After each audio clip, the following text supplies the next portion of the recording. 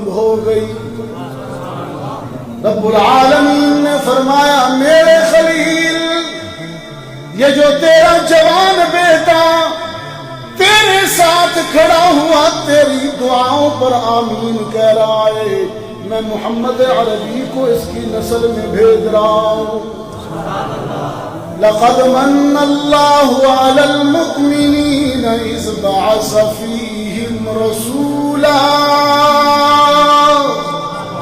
ہم نے بھیجا۔ ربیع الاول کی ایک نورانی سحر میں میرے آقا دعائے خلیل بن کر سیدہ آمنہ کے آنگن میں تشریف لائے۔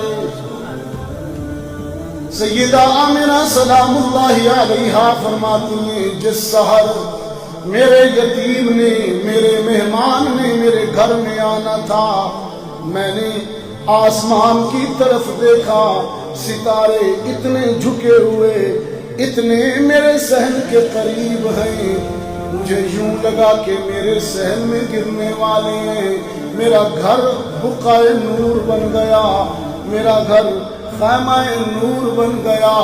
میں نے آفاق روشن دیکھے، قیصر و کسریٰ کے محلات گرتے دیکھے، پھر میرا یتیم میری گود میں آیا، اور آیا بھی اس شان سے کہ جب میری پہلی نگاہ رخ یتیم پر پڑی، میری پہلی نظر رخ حسین پر پڑی، میری پہلی نظر رخ جمیل پر پڑی، دیکھ کر حیران ہو گئی کہ میرا یتیم میرا لخت جگر مسکرا رہا ہے۔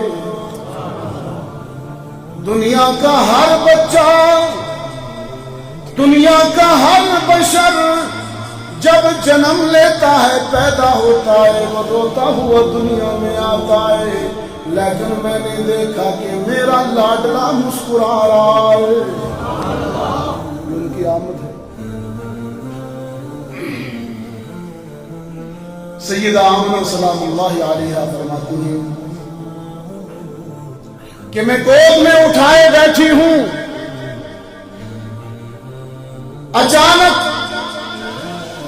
اپنے لخت جگر کی یتیمی کے احساس میں کہ باپ سر کے نہیں، مجھے کچھ دیر کے لیے کچھ لمحوں کے لیے افسردہ اور رنجیدہ کیا کہ یتیم ہے۔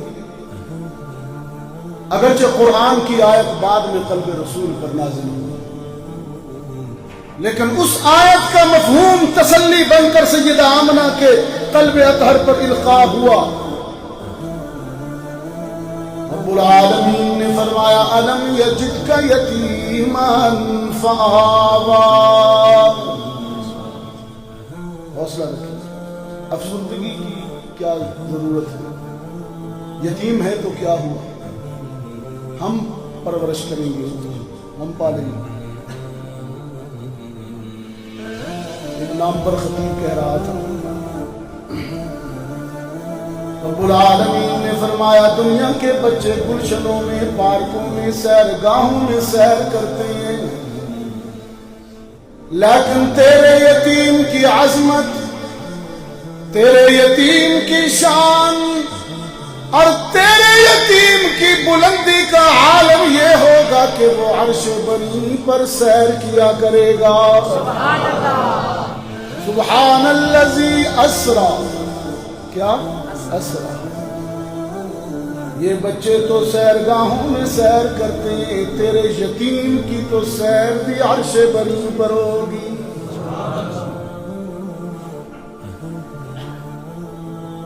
سیدہ آمنہ سے فرمایا تسلی رکھیے، یتیمی کو دل پہ نہ لیجیے، یتیمی کو دل پہ نہ لیجیے۔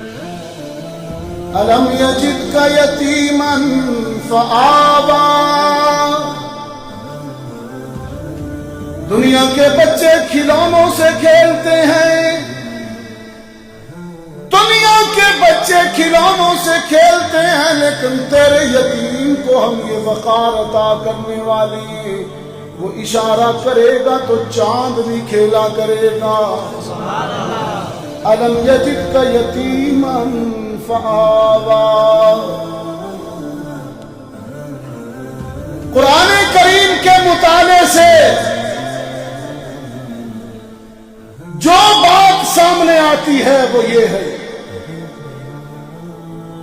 کہ انبیاء کو جنم دینے والی، پیدا کرنے والی مائیں اللہ کے ہاں کیا مقام رکھتی ہیں۔ ایک عام ماں کا رتبہ یہ ہے، عام تیری اور میری ماں، کہ اس کے قدموں تلے جنت ہے، اور جو خود مالک جنت ہو اس کی ماں کا کیا مقام ہے۔ یہ عام ماں کی بات کر رہا ہوں۔